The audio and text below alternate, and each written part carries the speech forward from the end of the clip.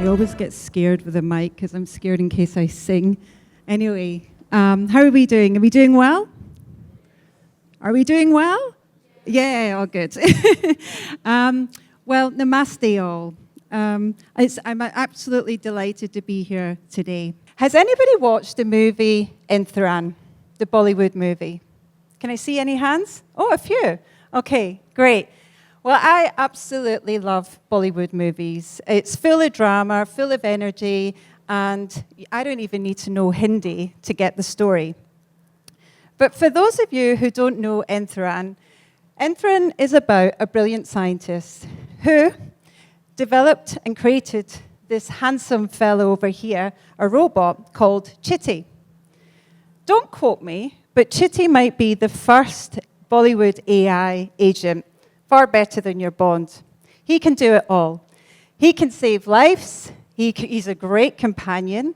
He can sing, he can cook, and he can also clean.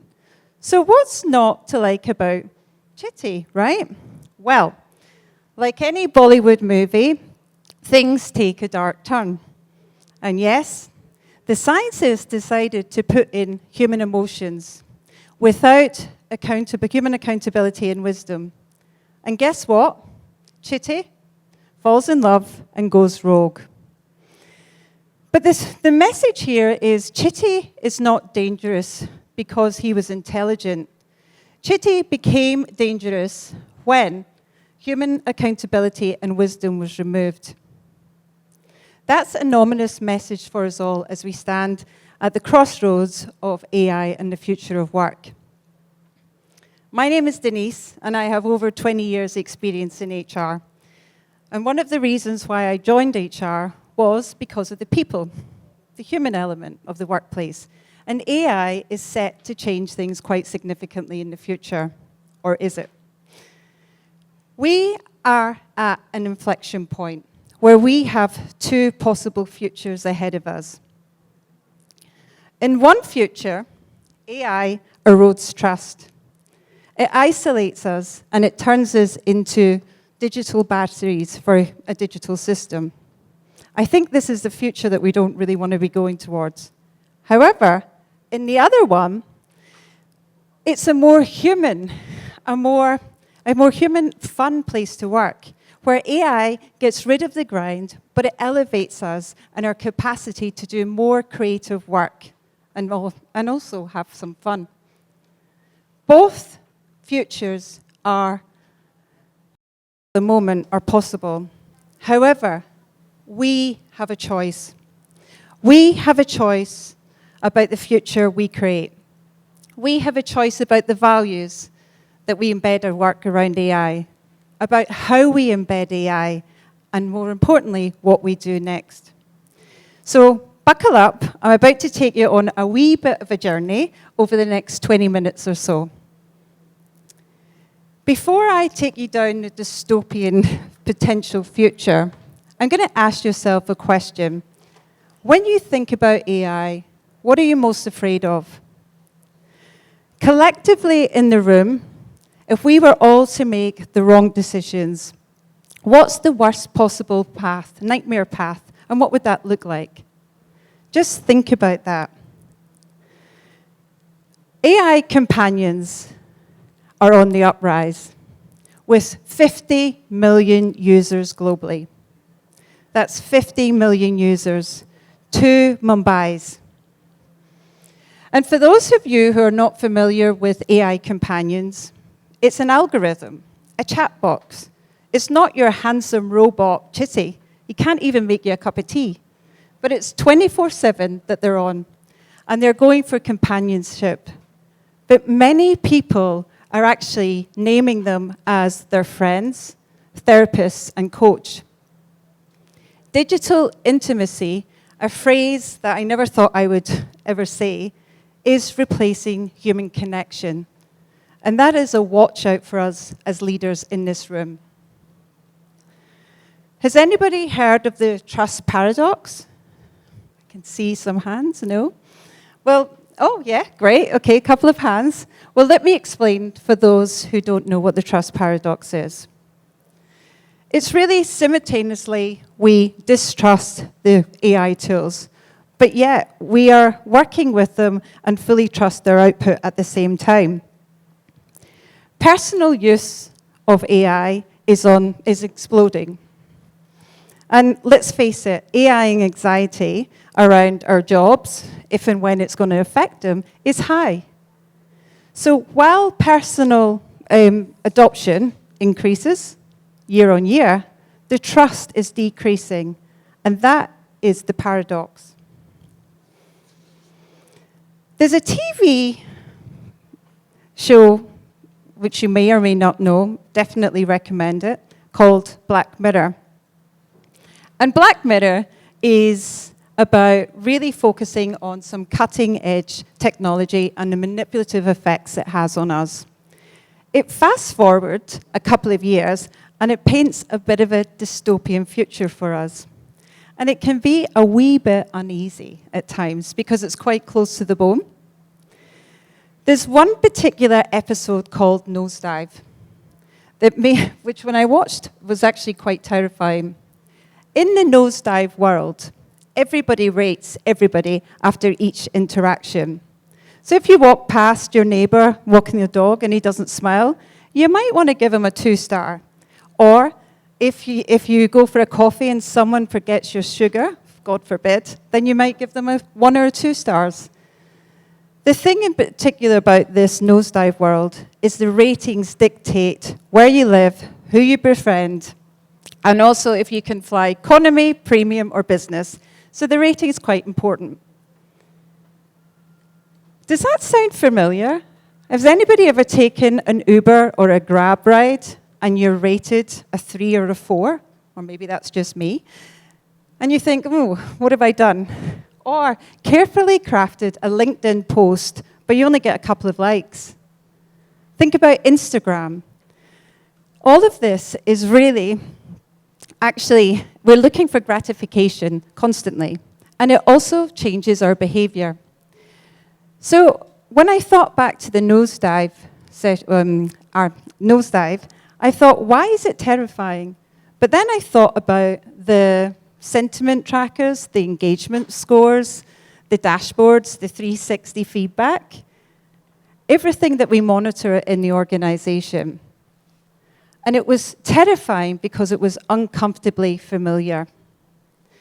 Now, AI is set to fast-track surveillance in the workplace, if you allow it. So again, it's really important about the choices that we make.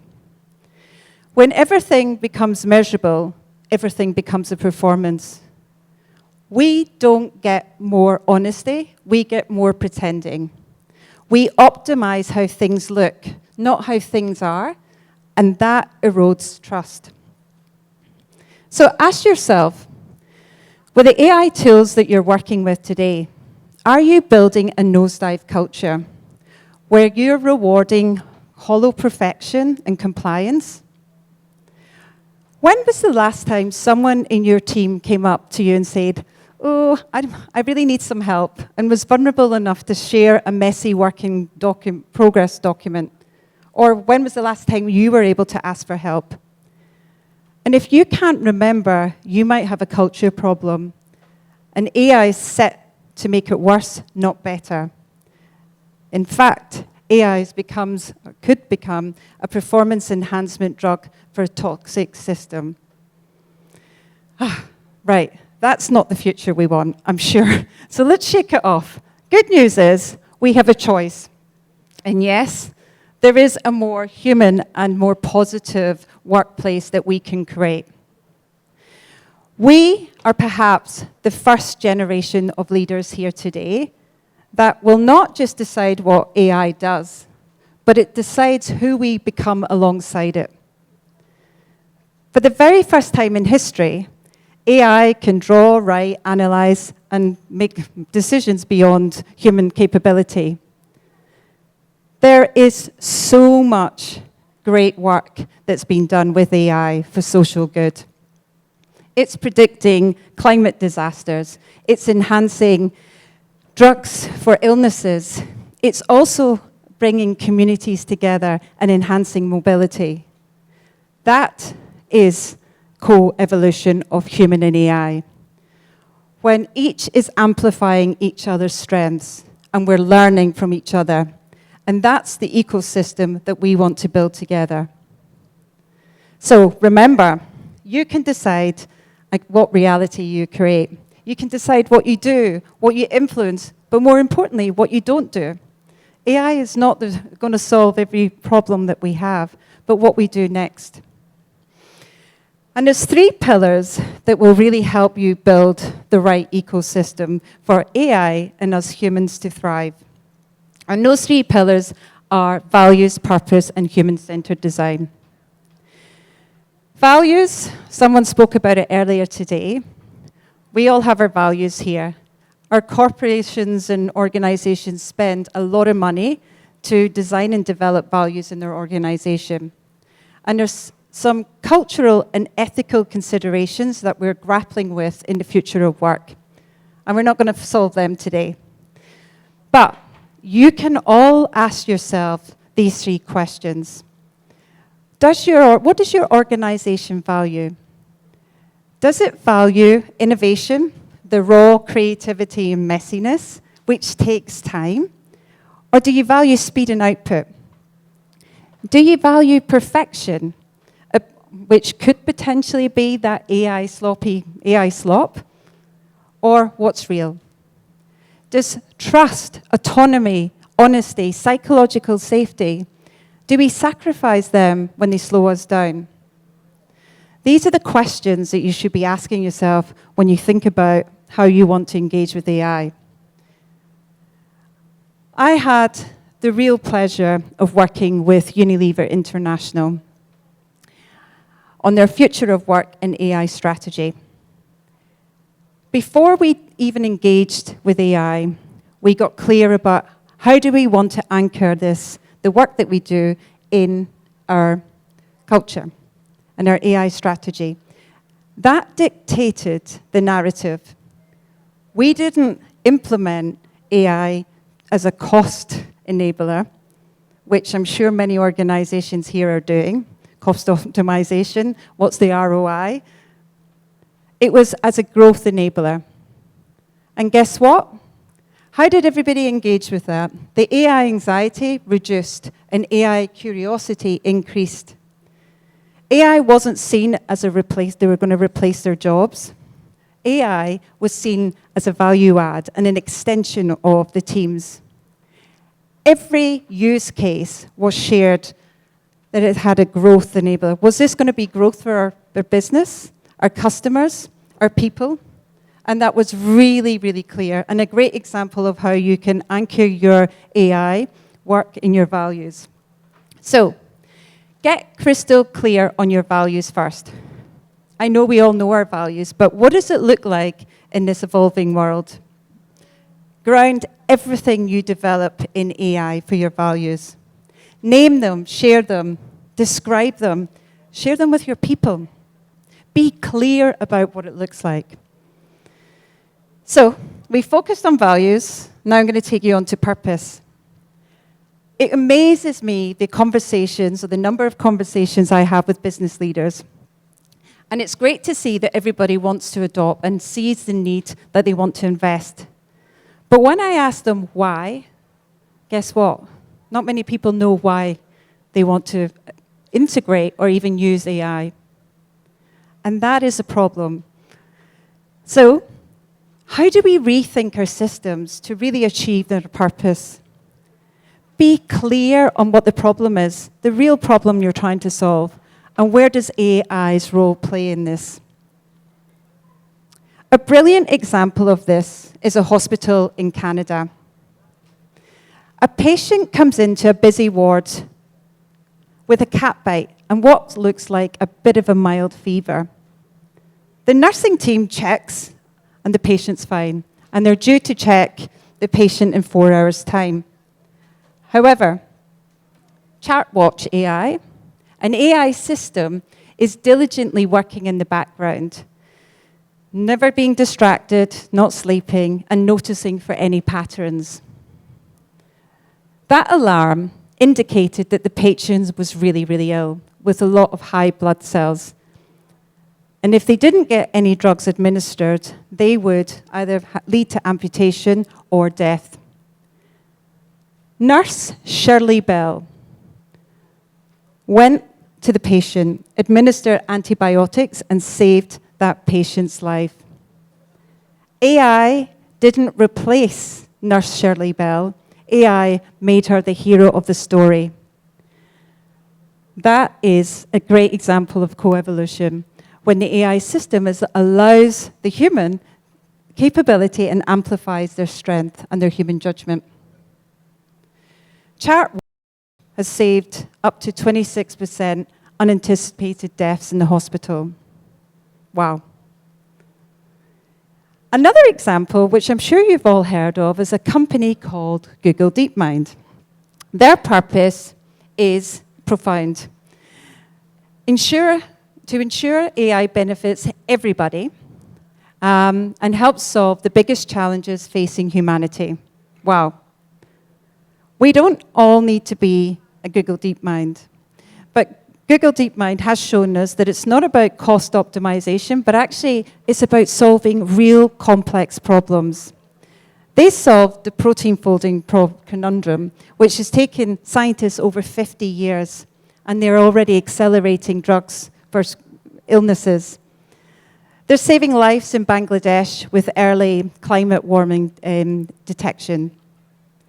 And yes, AI, we all know, uses a lot of energy, but they've even come up with I wouldn't say truly eco-friendly, but there's data centers that have a lot less carbon emissions. They're doing incredible work and solving incredible humanity problems. And that, for me, is something that we need to consider. We're not going to be a hospital. Many of us might not be a hospital or Google DeepMind. But it's really important that you're clear about the problem you're solving. Really understand what problems AI is going to solve, articulate it, and actually be clear where AI role plays in the problem solving. So, we've done values, we've done purpose, and now I'm going to look at the third pillar, which is human-centered design. And it's fundamentally important as we build this ecosystem of human and AI to thrive. And there's three concepts or three things that we need to consider with human-centered design. One, the human remains the primary decision maker, not our friend Chitty at the start. Accountability stays with people, not the algorithm. And human-led collaboration and co-evolution between humans and AI is key. So, a brilliant example of this can be found in Mumbai. And these two incredible doctors, both named Aparna. Aparna number one, but Aparna, one of Aparna's, set up a foundation called Arman. Does anybody know or heard of this in Mumbai? No? Check them out after this presentation. Her mission was to rewire the future of pregnant women across India. Aparna, the second Aparna, was the one who developed the AI model to support pregnant mothers. They took thousands and thousands of data and basically developed a model where an algorithm would sound an alarm if a pregnant mother, would need additional care. The human-centricity design and the collaboration with AI saves lives. Incredible work. And it was recognized in Time 100's most influential people in healthcare in 2025. Just like Shirley Bell and also these Aparnas, AI is not replacing their job. It gave them information to help them have the space and amplify their strengths. And that, for me, is key in the future of work. So you might be sitting there going, remember there was two futures at the start, the dystopian future, which I think we don't really want to go down, and the more positive human future. You might be asking yourself, how do I know what path I'm on? Well, there's a thing that I call the centaur test. And it's based on a concept written by Cory Doctorow, a great writer. And he had a very interesting theory. He talks about a centaur world and a reverse centaur world. But instead of half human, half horse, it's half AI, half human. But which is which? Well, let me explain. In the regular centaur world, you have the humans in control, and the AI is digitally working in the background, doing the research, the cleaning up, making the presentations shine. But the humans are the ones that make the decision, set the context, set the meaning, the creative ones.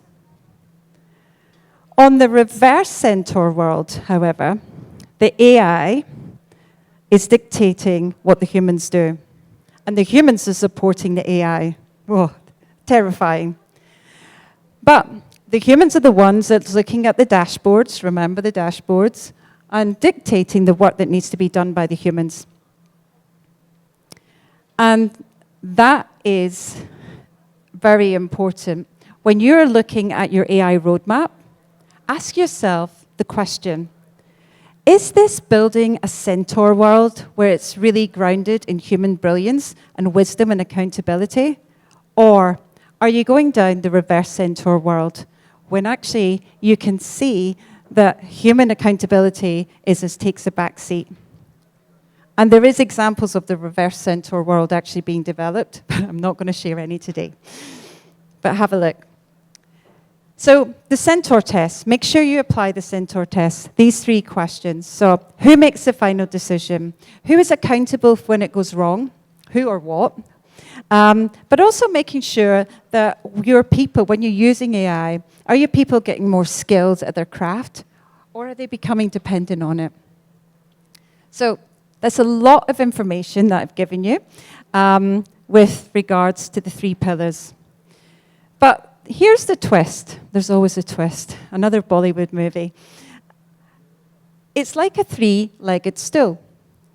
You need all 3 to be able to create that ecosystem for all to thrive. And I'll tell you a story of why. There was an organization that had a very, very clear purpose. They wanted to create an environment to keep people safe.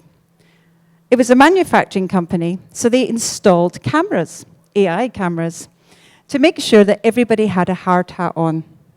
So the purpose was very clear. It was grounded deeply within their values. They wanted to create a great working space. But the individuals and people sabotaged the software and sabotaged the cameras. Why was that? The very technology that was meant to keep people safe eroded trust. And the reason why was because they didn't have the human-centered design element, really thinking about how it would feel to their employees. And this case as well is also a stark reminder, because just because we can implement AI, it doesn't mean to say that we should. And we really need to consider that. AI is not going to solve every problem, okay? So, remember our friend, our handsome fella, Chitty at the beginning? He became intelligent when we removed when we removed human accountability and wisdom. Remember, we as leaders here today, we can choose our own reality about the future of work. Thank you. Thanks very much.